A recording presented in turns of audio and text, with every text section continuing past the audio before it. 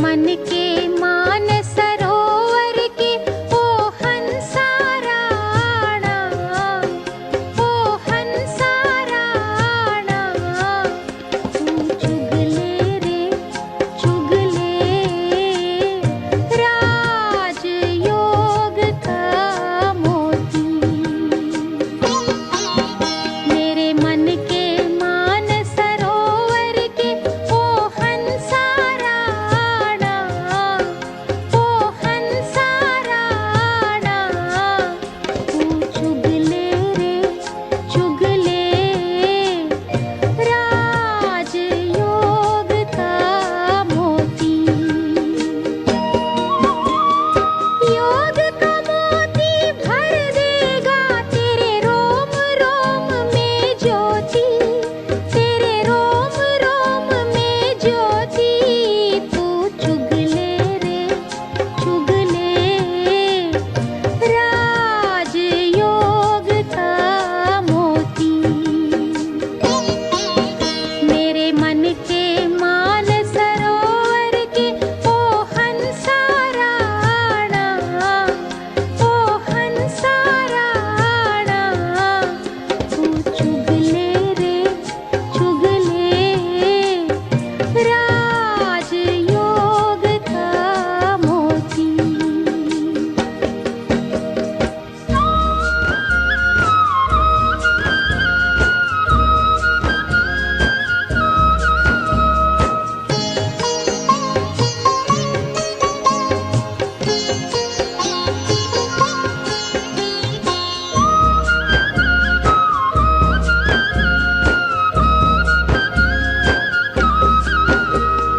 राजयोग से आता जीवन में अनुशासन, जीवन में अनुशासन।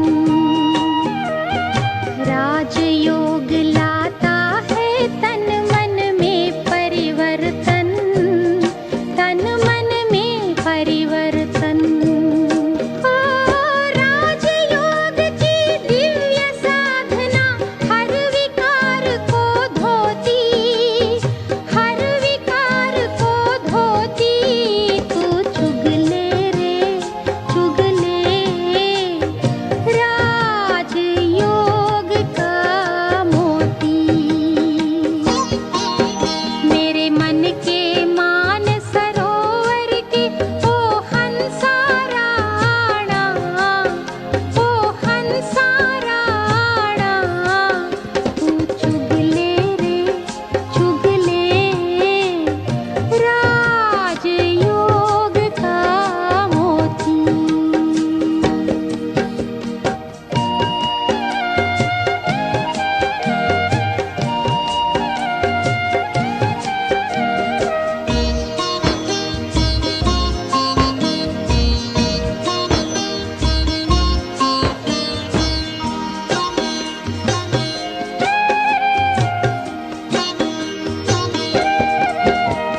राजयोग अपने साधक का भाग्य जगाता, एक दिन भाग्य जगाता। राजयोग आत्मा को शिव बाबा से मिलाता, शिव बाबा से मिलाता। ओ जिसके पास ये मोती उसकी किस्मत कभी न सोती, किस्मत कभी न सोती। तू चुगले रे चुगले राजयोग का मोती। मेरे मन के मान सरोवर के ओ हंसाराणा, ओ हंसाराणा। तू चुगले रे चुगले राज। ओम शांति। बाबा की याद में जब हम बाप दादा से दृष्टि लेते हैं तो अंतरात्मा की सृष्टि बदल जाती है। कहाँ तो आत्मा इस सारी दुनिया में अपने अस्तित्व को ढूंढ रही थी, अपनी पहचान बनाने में लगी हुई थी। और कहाँ हम अंतर्मुखी होकर उस दुनिया में जाते हैं, उस पिता से मिलते हैं जिस बाह्य जगत से बिल्कुल पार, परे ते परे निवास करता है। और जब वो हमारी दुनिया, हमारा बाबा हमें मिल जाता है तो आत्मा अंदर तक तृप्त हो जाती है। फिर बाह्य इच्छाएं, तमन्नाएं, आकांक्षाएं नहीं रहती हैं। आत्मा इच्छा मात्रम अविद्या बन जाती है। इसलिए बार बार जब मौका मिले एक की याद में समाने का, एक के बन जाने का, और इस अनेकता से मन बुद्धि को निवृत्त करने का अभ्यास करते रहना चाहिए। तो आज भी बाबा बार बार हमें हमारी आत्मिक स्थिति का अभ्यास करने के लिए, शिव बाबा को और वर्षे को याद करने के लिए श्रीमत दे रहे हैं, आज्ञा दे रहे हैं। और हम भी बाबा के आज्ञाकारी बच्चे बनकर श्रीमत को सिर माथे रखकर, है ना, बाबा की हर डायरेक्शन पर पूरा चलने का प्रयास कर रहे हैं। तो सुनते हैं बाबा की मधुर मुरली। आज है 14 अक्टूबर 2023। बाबा के महावाक्य हैं, मीठे बच्चे आज्ञाकारी बनो। बाप की पहली आज्ञा है, अपने को आत्मा समझ बाप को याद करो। प्रश्न है, आत्मा रूपी बर्तन अशुद्ध क्यों हुआ है? आत्मा बर्तन है, यह अशुद्ध क्यों हुआ है? उसको शुद्ध बनाने का साधन क्या है? कैसे हो जाती है कोई चीज़ अशुद्ध? जब किसी बाहर की चीज़ के कांटेक्ट में आती है। तो उत्तर है, वाहियात बातों को सुनते और सुनाते।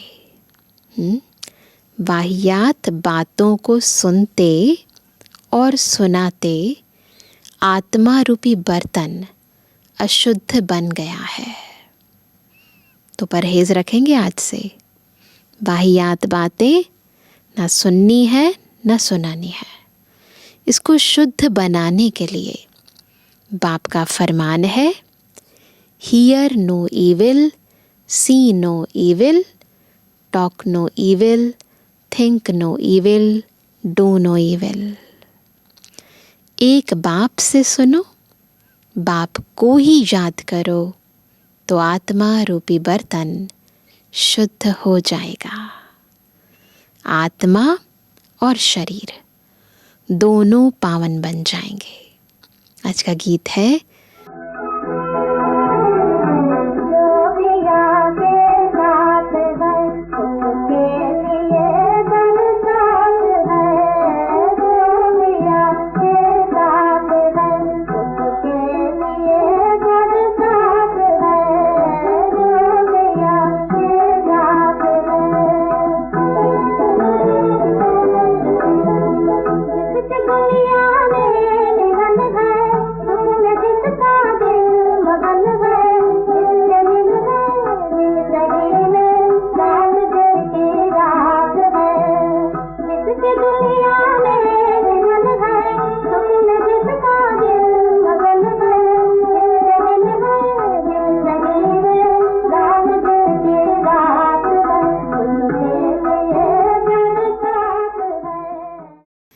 ओम शांति।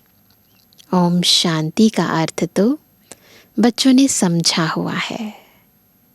बच्चों को घड़ी घड़ी पॉइंट्स दी जाती है। पॉइंट्स तो बहुत सारी दी जाती है, परंतु आधार क्या है? पॉइंट बनना। जब हम पॉइंट बनकर सुप्रीम बाबा से, उस रूह से मुरली सुनते हैं तो अंदर तक मुरली धारण हो जाती है। जैसे घड़ी घड़ी कहा जाता है, बाप और वर्षे को याद करो। यहाँ कोई मनुष्य की याद नहीं है, मनुष्य मनुष्य की, वह किसी देवता की याद दिलाएंगे जो कि खुद बॉडी कॉन्शियसनेस में है। पारलौकिक बाप की याद कोई दिला ना सके, जानते ही नहीं है तो याद कैसे दिलाएंगे, क्योंकि बाप को कोई जानते नहीं। यहाँ तुमको घड़ी घड़ी कहा जाता है, क्या कहा जाता है? अपने को आत्मा समझ बाप को याद करो। बाबा घड़ी घड़ी कहते हैं और हम घड़ी घड़ी भूल जाते हैं। जैसे बाप को बच्चे होते हैं तो सब समझ सकते हैं, यह बाप से वर्षा लेने आया है, फिर उनको बाप और वर्षा याद रहता है। यहाँ भी ऐसे है, ज़रूर बच्चे बाप को जानते नहीं हैं, इसलिए बाप को आना पड़ता है। जो बाप के साथ है, गीत कौन सा था? जो बाप के साथ है उन्हों के लिए यह ज्ञान बरसात है। जो मन बुद्धि से बाबा से कनेक्टेड हैं ना, उनके लिए ये ज्ञान बरसात है। उन्हें मज़े आते हैं, वो भीग जाते हैं इस ज्ञान के अंदर, अंदर तक मन बुद्धि में बस बाबा का ज्ञान समा जाता है। वेद शास्त्रों में जो ज्ञान है वह सब है भक्ति मार्ग की सामग्री। जप तप दान पुण्य संध्या गायत्री आदि जो कुछ करते हैं वह सब है भक्ति मार्ग की सामग्री। सन्यासी भी भक्त हुए। पवित्रता बगैर कोई शांति धाम में जा नहीं सकते।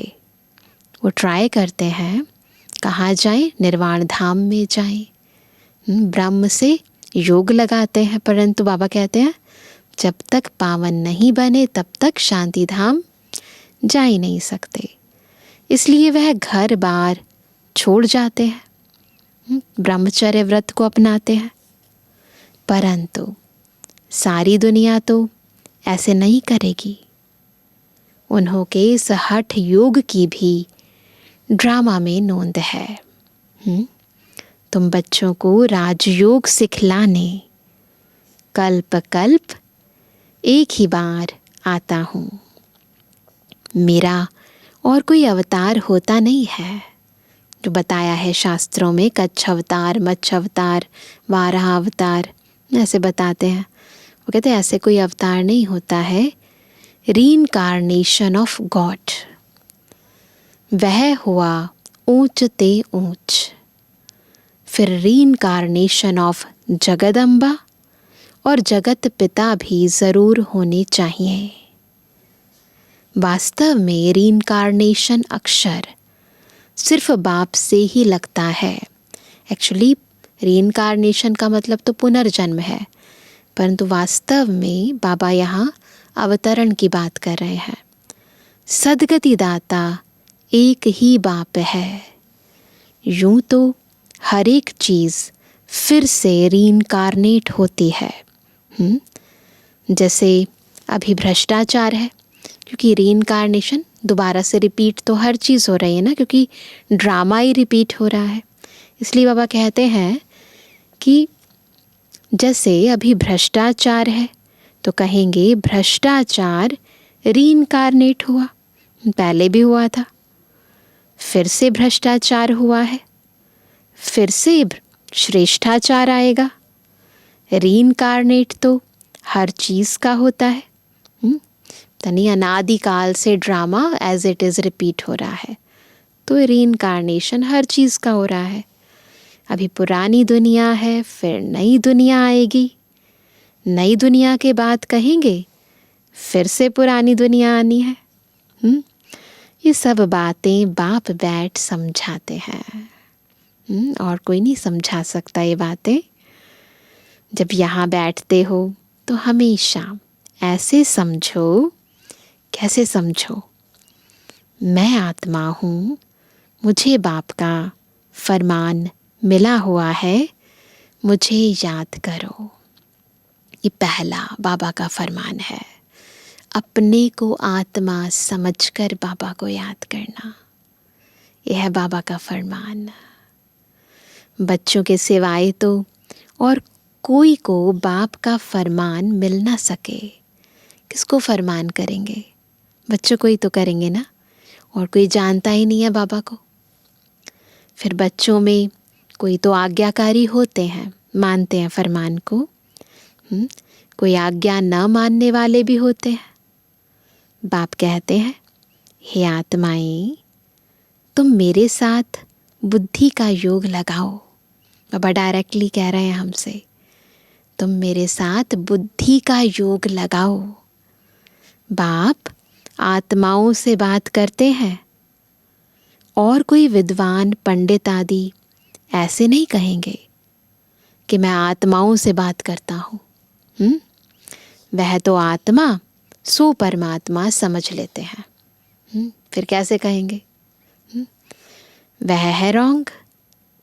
तुम बच्चे जानते हो कि शिव बाबा इस शरीर द्वारा, ब्रह्मा तन द्वारा हमें समझा रहे हैं। शरीर बगैर तो एक्ट हो ना सके।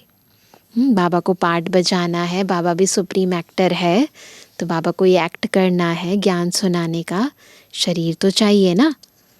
पहले पहले तो यह निश्चय चाहिए। निश्चय बहुत ज़रूरी है। निश्चय नहीं होता तो बाबा बहुत सारा ज्ञान सुनाता है, हम भी सुनते हैं, परंतु धारण नहीं कर पाते। निश्चय बगैर तो कुछ भी बुद्धि में नहीं बैठेगा। पहले निश्चय चाहिए कि हम आत्माओं का बाप वह निराकार परम पिता परमात्मा है, और साकार में है प्रजापिता ब्रह्मा। मम्मा बाबा पर निश्चय होना ज़रूरी है ना। वो है हमारा सुप्रीम बाबा, और फिर यहाँ पर प्रजापिता ब्रह्मा बाबा, बाबा भी है और माँ भी है। हम हैं ब्रह्मा कुमार कुमारियाँ। खुद पर निश्चय, ब्रह्मा बाबा पर निश्चय, शिव बाबा पर निश्चय। शिव के तो सब आत्माएं बच्चे हैं, सारी दुनिया बाबा की बच्ची है, इसलिए शिव कुमार कहेंगे, कुमारी नहीं कहेंगे। मेल फीमेल ये सब तब होता है जब हम देह धारण करते हैं, परंतु आत्मा तो परमात्मा का बच्चा है ही है, तो इसलिए कुमार कहेंगे, कुमारी नहीं। इसलिए बाबा कहते हैं ये सब बातें धारण करनी है। धारणा तब होगी, कब होगी धारणा? जब निरंतर याद करते रहेंगे। याद करने से ही बुद्धि रूपी बर्तन शुद्ध होगा। वाहियात बातें सुनते सुनते बर्तन अशुद्ध बन गया है। दुनिया की बातें, इतनी सारी बातें हैं, कितना भी सुनते जाओ, बुद्धि मलिन होती जाती है। उसको शुद्ध बनाना है। बाप का फरमान है। क्या फरमान है? मुझे याद करो तो तुम्हारी बुद्धि पवित्र बनेगी। पापा कहते हैं मुझे याद करो तो तुम्हारी बुद्धि पवित्र होगी। तुम्हारी आत्मा में खाद पड़ गई है, अब पवित्र बनना है। एलॉय पड़ गई है सोने में, अब पवित्र बनना है। सन्यासी कहते हैं आत्मा निर्लेप है। बाप कहते हैं आत्मा में ही खाद पड़ी है। दोनों में कितना वास्ट डिफरेंस है ना। वो कहते हैं आत्मा तो निर्लेप है, उसे कुछ नहीं होता, इसलिए वो शरीर का स्नान करते रहते हैं, गंगा नदी में गोते खाते रहते हैं। परंतु बाबा कहते हैं ज्ञान स्नान कराना है आत्मा को। इसलिए बाबा कहते हैं आत्मा में ही खाद पड़ी है। श्री कृष्ण की आत्मा और शरीर दोनों पवित्र हैं। दोनों पवित्र सिर्फ सतयुग में ही होते हैं। यहाँ तो हो नहीं सकते। तुम आत्माएं नंबरवार पवित्र होती जा रही हो। अभी पवित्र बनी नहीं है, अभी नहीं बने हैं, कोई भी पवित्र नहीं है, सब पुरुषार्थ कर रहे हैं। अंत में नंबरवार सबकी रिजल्ट निकलेगी। बाप आकर सभी आत्माओं को फरमान करते हैं। आज बाबा बार बार फरमान कर रहे हैं, इसलिए फरमान को मानना है पूरा। नहीं मानेंगे तो ना फरमान बरदार बन जाएंगे। क्या है बाबा का फरमान? कि मुझे याद करो, अपने को अशरीरी समझो, देही अभिमानी बनो। अशरीरी समझो, शरीर से डिटैच, फिर देही अभिमानी बनो। मैं कौन हूँ, मैं कैसी आत्मा हूँ, उस कॉन्शियसनेस में रहकर, उस स्वमानों में स्थित रहकर कर्म करो। मूल यह बात बाप बगैर कोई समझा नहीं सकते। पहले यह पूरा निश्चय होगा तो विजय पाएंगे, निश्चय नहीं होगा तो विजय नहीं पाएंगे। निश्चय बुद्धि विजयंती, संशय बुद्धि विनश्यंती। ये श्रीमद् भगवत गीता में लिखा है।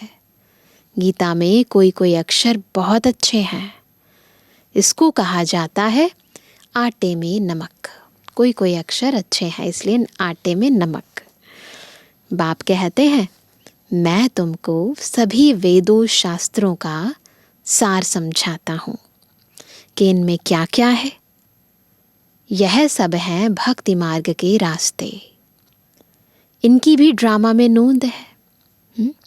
यह प्रश्न नहीं उठ सकता कि यह भक्ति मार्ग क्यों बनाया हुआ है। प्रश्न नहीं उठा सकते, कोई भी डाउट नहीं कर सकते, क्योंकि ड्रामा बिल्कुल एक्यूरेट है। पापा कहते हैं यह तो अनादि बना बनाया ड्रामा है।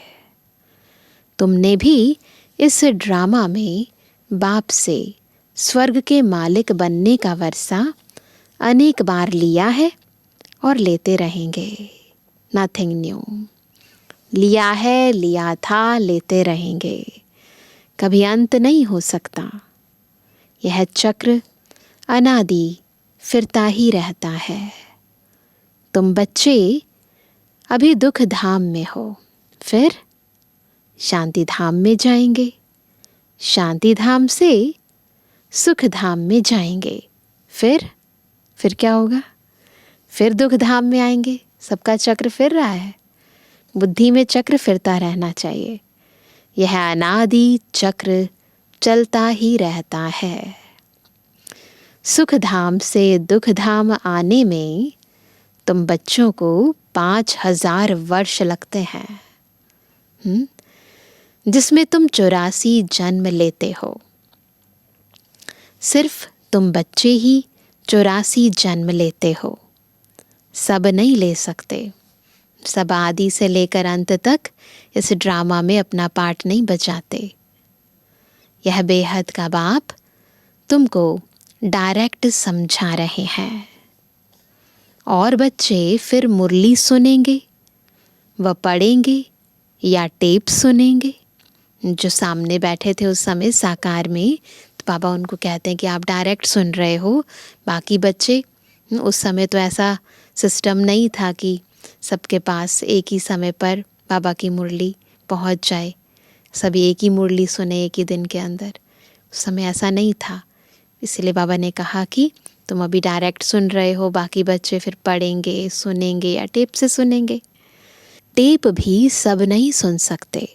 उस समय ये भी एक लिमिटेशन होती थी। अब तो सबके पास मोबाइल है, टेप की भी ज़रूरत नहीं है। तो बाबा कहते हैं तो पहले पहले तुम बच्चों को उठते बैठते इस याद में रहना है। सबसे ज़रूरी बाबा की याद। मनुष्य तो माला फेरते राम राम जपते हैं, भक्ति मार्ग में राम राम जपते हैं। रुद्राक्ष की माला कहते हैं ना, अब रुद्र तो है भगवान, फिर इस माला में मेरुदाना इकट्ठा है। देखेंगे ना रुद्राक्ष की माला पहले फूल, फिर उसके बाद मेरुदाना। वह तो विष्णु के युगल स्वरूप हैं। वह कौन है? यह मात पिता जो फिर विष्णु के दो रूप लक्ष्मी नारायण बनते हैं, इसलिए इनको मेरु कहा जाता है। फूल है शिव बाबा, फिर मेरु यह मम्मा बाबा, जिनको मात पिता कहते हो। विष्णु को मात पिता नहीं कह सकेंगे, लक्ष्मी नारायण को मात पिता तो उनके बच्चे ही कहेंगे। आजकल तो सबके आगे जाकर कहते हैं, क्या कहते हैं? त्वमेव माताश्च पिता त्वमेव। पता नहीं है, बस गाते रहते हैं। बस कोई एक ने महिमा की तो उनके पीछे फॉलो करने लग पड़ते। यह है ही अनराइटियस दुनिया। कलयुग को कहा जाता है अनराइटियस, सतयुग को कहा जाता है राइटियस। वहाँ सब कुछ राइट है और यहाँ सब कुछ रॉन्ग है। वहाँ आत्मा और शरीर दोनों पवित्र होते हैं। सतयुग में श्री कृष्ण गोरा है, फिर अंतिम जन्म में उनकी आत्मा सांवरी बनी है। यह ब्रह्मा सरस्वती इस समय सांवरे हैं ना, आत्मा सांवरी है।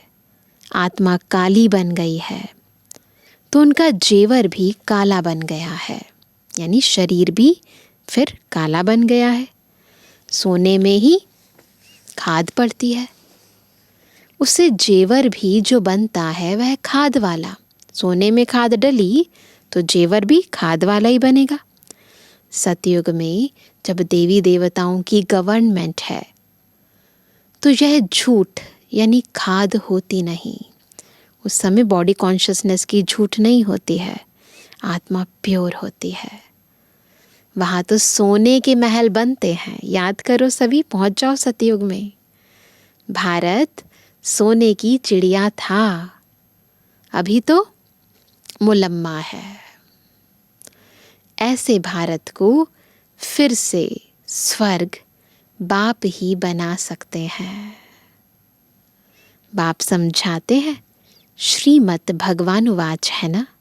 बाबा समझा रहे हैं ना, क्योंकि श्रीमत किसने दी? जब भगवान उवाच यानी बोले। श्री कृष्ण तो दैवी गुण वाला है, दो भुजा दो टांग वाला है। चित्रों में तो कहाँ नारायण को कहाँ लक्ष्मी को चार भुजाएं दी है। नारायण को चार भुजा दिखाते हैं, विष्णु स्वरूप। फिर महालक्ष्मी को भी चार भुजा दिखाते हैं।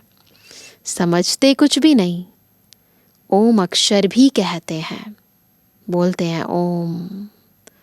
ओम का अर्थ बताते हैं, ओम माना मैं गॉड, जिधर देखता हूँ गॉड ही गॉड है। ऐसे वो बताते हैं दुनिया वाले, है ना। परंतु यह तो रॉन्ग है।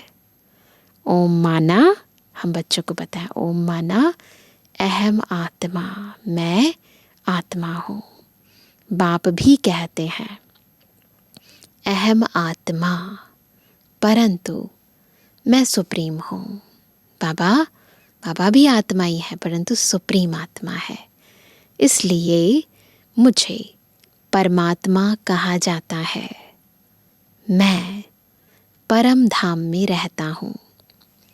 ऊंच ते ऊंच भगवान, फिर सूक्ष्म वतन में सबसे ऊंचा तो बाबा है, फिर उनके नीचे सूक्ष्म वतन है और वहाँ पर ब्रह्मा विष्णु शंकर की आत्मा है। फिर नीचे आओ तो यह मनुष्य लोक है। तीनों लोकों की भी सैर बाबा करा देते हैं, तीनों कालों की भी, तीनों लोकों की भी। तो बाबा कहते हैं तो ये मनुष्य लोक है, वह दैवी लोक, वह आत्माओं का लोक, जिसको मूल वतन कहा जाता है। यह बातें समझने की हैं। यह मनुष्य सृष्टि, फिर है देवताओं की सृष्टि, फिर ऊपर आत्माओं की।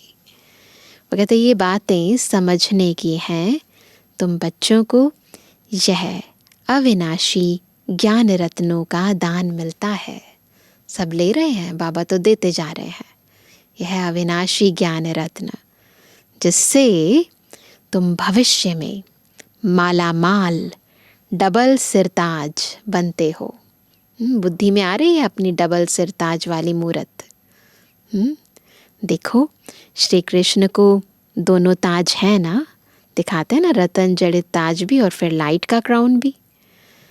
फिर वही बच्चा चंद्रवंशी में आता है तो 2 कला कम हो जाती है, फिर चक्र घुमाओ सभी। फिर वैश्यवंशी में आएंगे तो और 4 कला कम हो जाएगी, फिर लाइट का ताज उड़ जाएगा। द्वापर से जो राजा होते हैं उनके पास लाइट का ताज नहीं होता, बाकी रतन जड़ित ताज रहेगा। फिर जो अच्छा दान पुण्य करते हैं उनको एक जन्म के लिए अच्छी राजाई मिलती है। फिर दूसरे जन्म में भी अच्छा दान पुण्य किया तो फिर भी राजाई मिल सकती है। तो द्वापर के बाद तो राजाई प्राप्त होने के लिए दान पुण्य करना पड़ता है। तो दान पुण्य के आधार पर आत्माओं को राजाई मिलती है। यहाँ तो तुम 21 जन्मों के लिए राजाई पा सकते हो। मेहनत करनी पड़ती है, मेहनत तो करनी पड़ेगी ना। 21 जन्म के लिए प्राप्त करना है। एक जन्म के लिए भी यदि आपको कोई ओहदा लेना है तो उसके लिए भी कितनी मेहनत करते हैं ना। तो यहाँ तो 21 जन्म की बात है, तो कितनी मेहनत करनी चाहिए ना। तो बाप अपना परिचय देते हैं, कहते हैं आई एम सुप्रीम सोल। इसलिए उनको परम पिता, परमात्मा अर्थात परमात्मा कहा जाता है। तुम बच्चे उस सुप्रीम को याद करते हो। तुम हो, कौन हो तुम? सालिग्राम, और वह है शिव। शिव का बड़ा लिंग और सालिग्राम मिट्टी के बनाते हैं। यह कौन सी आत्माओं का यादगार बनाते हैं? शिव बाबा के साथ जो सालिग्राम बनाते हैं तो कौन सी है वो आत्माएं? यह भी कोई नहीं जानते। कौन सी है वो आत्माएं? हम ही है ना। तुम शिव बाबा के बच्चे भारत को स्वर्ग बनाते हो, इसलिए तुम्हारी पूजा होती है। फिर तुम देवता बनते हो, तब भी तुम्हारी पूजा होती है। शिव बाबा के साथ तुम इतनी सर्विस करते हो, इसलिए सालिग्रामों की भी पूजा होती है। जो उत्तम से उत्तम कर्तव्य करते हैं उन्हों की पूजा होती है। और कलयुग में जो अच्छा काम करते हैं उन्हों का यादगार बनाते हैं। कल्प कल्प बाप तुम बच्चों को सारे सृष्टि चक्र का राज समझाते हैं। पूजनीय बनने का, माननीय बनने का, गायन योग्य बनने का, यादगार बनाने का आधार क्या है, कौन सा पुरुषार्थ करते हैं तो क्या बनते हैं, ये सारे राज बाबा समझाते हैं। अर्थात तुमको स्वदर्शन चक्रधारी बनाते हैं। स्वदर्शन चक्र विष्णु को नहीं हो सकता, वह तो देवता बन गया। यह ज्ञान सारा तुमको है। फिर लक्ष्मी नारायण बनेंगे तो यह ज्ञान नहीं रहेगा। वहाँ तो सब सदगति में है। तुम बच्चे यह ज्ञान अभी ही सुनते हो, किस लिए सुनते हैं? फिर राजाई पा लेते हो। अभी हम गति सदगति में जाने के लिए ये ज्ञान सुनते हैं। जब सदगति में है तो ना ये ज्ञान है और ना ज्ञान की दरकार है। स्वर्ग की स्थापना हो गई, फिर ज्ञान की दरकार नहीं रहती। बाप ही आकर अपना और रचना का पूरा परिचय देते हैं। सन्यासियों ने माताओं की निंदा की है, परंतु बाप आकर माताओं को उठाते हैं। क्या कहते हैं बाबा? वंदे मातरम। सन्यासियों ने तो निंदा कर दी। बाप यह भी समझाते हैं कि यह सन्यासी ना होते, उनकी भी बाबा महिमा करते हैं, तो भारत काम चिता पर बैठ एकदम खाक हो जाता। तो उन्होंने भी पवित्रता की मदद की है, इस धरती को थमाया है। जब देवी देवता वाम मार्ग में गिरते हैं तो उस समय अर्थक्वेक बड़ी जोर की होती है, फिर सब नीचे चला जाता है और खंड आदि तो होते नहीं। उस समय केवल एक भारत खंड ही था, भारत ही होता है, इस्लामी आदि तो पीछे आते हैं। तो फिर वह सतयुग की चीज़ें यहाँ रहती नहीं, सब कुछ इतना बड़ा भूकंप आता है, खत्म हो जाता है, नीचे दब जाता है। तुम जो सोमनाथ का मंदिर देखते हो वह कोई वैकुंठ का नहीं है। जाते ना सोमनाथ टेम्पल देखने के लिए, तो वो कोई वैकुंठ का नहीं है, यह तो भक्ति मार्ग में बना है, जिसको मोहम्मद गजनवी आदि ने लूटा। बाकी देवताओं के महल आदि सब अर्थक्वेक में गायब हो जाते हैं। ऐसे नहीं कि महल के महल नीचे गए हैं वही फिर ऊपर आ जाएंगे, ऐसे नहीं होगा। नहीं, वह तो अंदर ही टूट फूट सड़ जाते हैं। फिर उसी समय खोदते हैं तो कुछ ना कुछ मिलता है। जिस समय भूकंप आता है उसके बाद ही थोड़ी सी खुदाई करते हैं तो कुछ ना कुछ मिलता है। अभी तो कुछ भी नहीं मिलता है, अब इतने टाइम के बाद थोड़ी ना कुछ मिलेगा।